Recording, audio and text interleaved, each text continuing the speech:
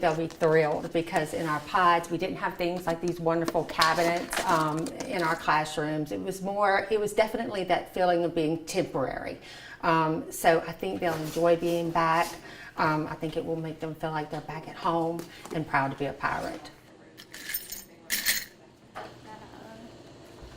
The faculty and students at Galvez Middle School haven't had their own classroom since the 2016 floods, so the excitement to decorate was something this social studies teacher couldn't wait to do.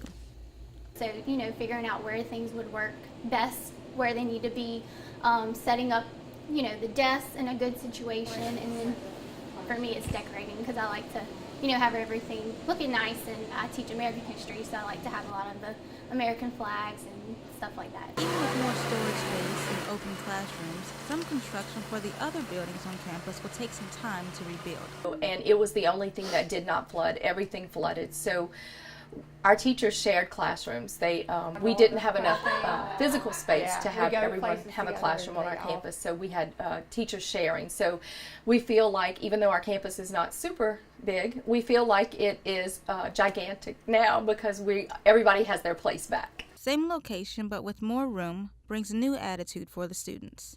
I think it's more just pride than anything, just knowing this is their school.